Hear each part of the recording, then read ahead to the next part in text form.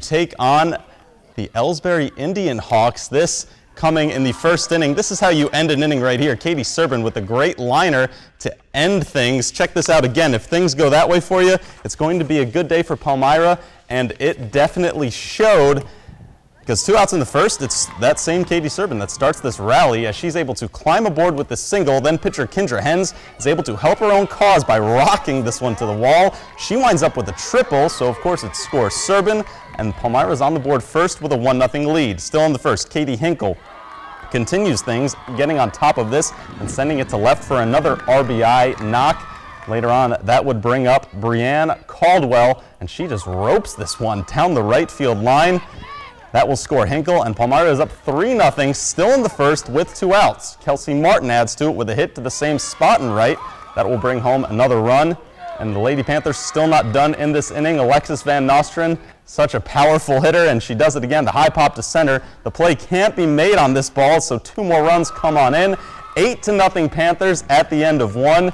And Kendra Hens in the pitcher's circle, tossing strikeouts as always. Palmyra in the hunt for a second straight state appearance, and they're well on their way after winning its 8th straight district crown. They take care of business against Ellsbury by a final score of 12-0. So up next for Palmyra is a showdown with Christian High School as they beat Principia 4-2 in the Class 2 District 5 final. A time and date still haven't been set for this, or a time and a setting rather haven't been set for this. They will face Palmyra on Wednesday. I'm hearing that it's down in Christian, which is around near the St. Louis area. As soon as we find out where and when, we will let you know. Still 2 other teams alive in Class 2 softball. Angie Reese's team of South Shelby upsetting Schuyler County to get to the district final against Highland. This one, a huge defensive grudge match. Bailey Foey of South with an early strikeout, but Highland's Julie Schultz able to counter with plenty strikeouts of her own coming today. The defense would go tit for tat on this one, though. Check this out. Great throw over to first as Taylor Lay is able to land the tag on the South Shelby Ladybird base running threat, but South answers with a great play of their own. Courtney Kirby with the leaping catch in center field to record the out of Julie Schultz. Schultz would play a big factor in this game in the batter's box later on. Big play now. South's Mackenzie Barton grounds to Schultz, but her throw to first is off, so Cassidy Johnston of the Ladybirds being waved home. The throw comes in from right field, though, in time to gun her down at the plate. That keeps the game scoreless. Then in the 6th, Ashton Luttrell with the grounder to short, and she shows off the wheels by stretching this into an infield single, and afterwards she's able to move to second. For that same Julie Schultz, she skies one to center again. That one drops in, hits the wall, and the first run of the game is on the board, 1-0 Highland. They're still not done in the bottom of the 6th, though, because Nicole Kraft is able to add to it with the hard hit ball to the shallow outfield.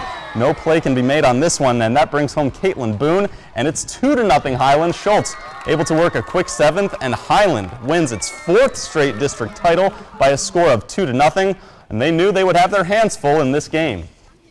They came out and they gave us all we wanted. That's a good ball club. Coach Reese does a really good job, and we knew she'd have them ready.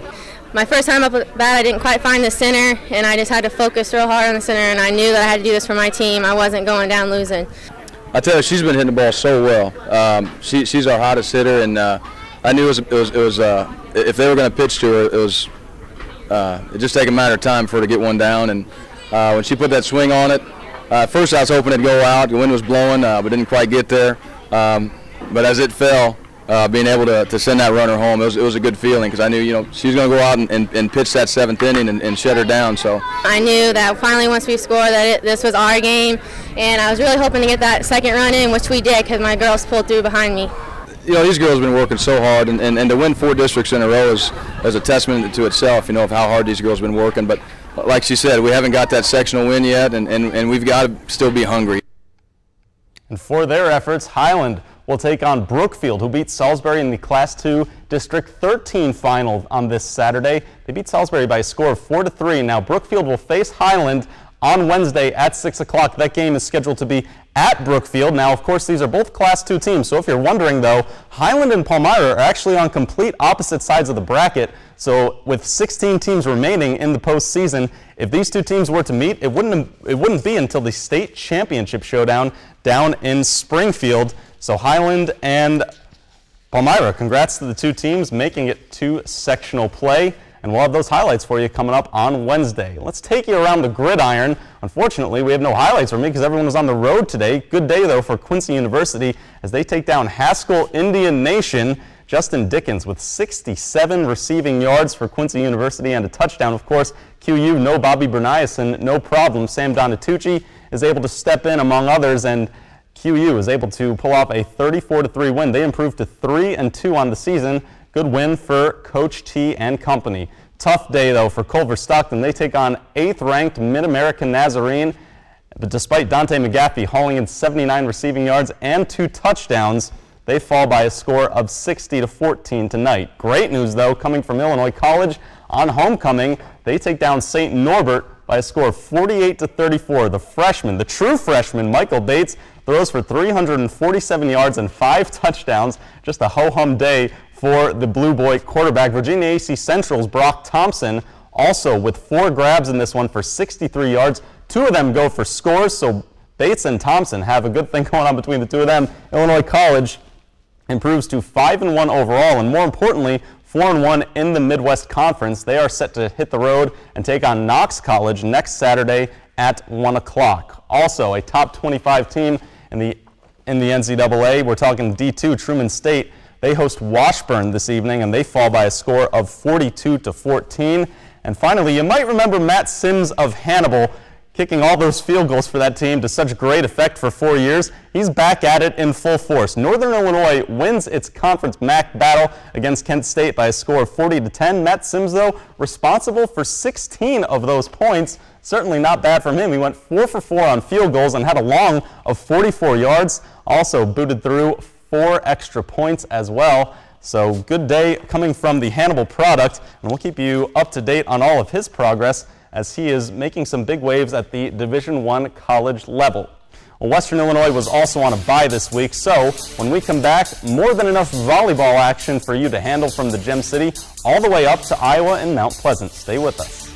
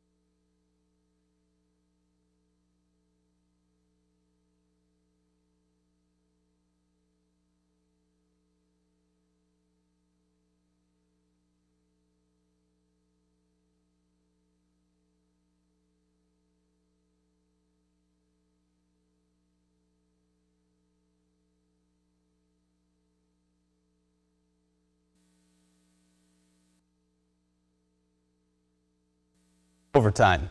After picking up another conference win this week over Galesburg, the Quincy High volleyball team doesn't have too much left on its regular season slate. However, the bulk of what would be left came on Saturday in its own annual invitational tournament.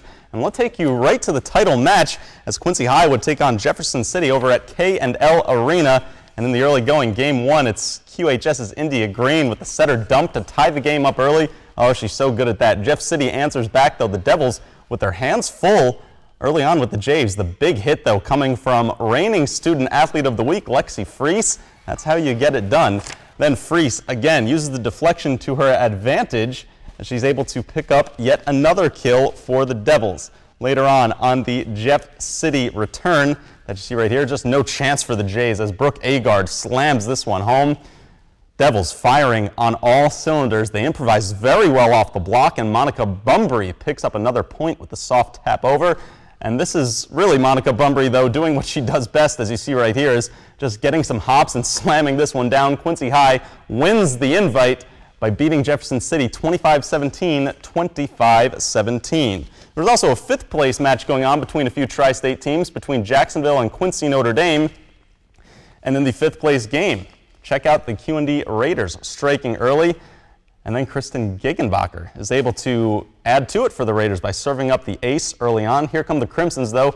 Defensive specialist Grace Fenner with an ace of her own. And then it's the hard-hitting Jacqueline Keene. She's tall, and she uses that height to her advantage, and she's able to tap this one over. And then Keene is able to get back at it later again by just splitting the defenders and is able to take a sizable lead in this one. Q&D trying to get something else going on here as they answer back with the kill. However, we take it back to Jacksonville right now as setter Bentley Stewart pops this one over for another point, no problem. Look at Jacksonville. Jacksonville volleyball will be a threat come postseason time. They're able to wrap things up with Bridget Lonergan going up for the kill. Crimsons win the fifth place match in 2 games. Some other notables from this one. QHS Invitational, Southeastern goes 1-3. They win 25-16 and 25-23 versus Calhoun, but a tough day otherwise for them over some very tough competition. Overall, Q&D goes 3-2 with wins over Lewistown, Liberty, and Urbana. Meanwhile, entering the week with an impressive 32-2 record and a number 3 state ranking, the Holy Trinity volleyball squad took to the road early on Saturday morning to Mount Pleasant, where it would have to battle out 7 other teams in search of a weekend championship. And Holy Trinity got things going early with the first match of the day, and they're on the attack early. This is Michaela Fecky minding the net well. She's a freshman, and when she takes the court, she's taller than most anybody there. Then it's the Crusaders' Emily Lewis who serves up this ace for another quick point. Holy Trinity wins game 1 rather easily. Highland tries to get something going. They have no chance at that, though, because Rachel Kempker with a big block is able to put this one back down. Ashley Tingley then sets for Lindsay Reinhart, who puts this one right in the corner. Great work by Miss Reinhart. Then the equivalent of the give and go right here is Caitlin Frazee bumps and is able to finish this one in the far left corner.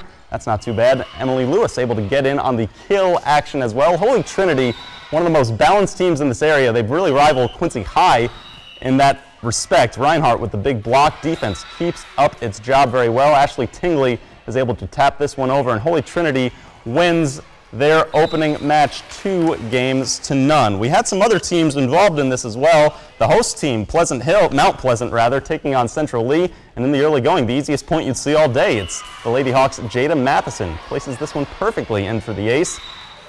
Central Lee can jump too, though. Jessica Beam picks up the kill in the early going. Central Lee wins game 1. And game 2 starts off on the right foot with another ace, this time brought to you by Alex Crable. And then it's Miss Crable once more on the set to Taylor Burdett. She can throw down. She loves using the height to her advantage. And later on, it's more of Miss Matheson picking up the kill. Mount Pleasant hangs around in this one for a while, though. Matheson, very good job minding the net right here.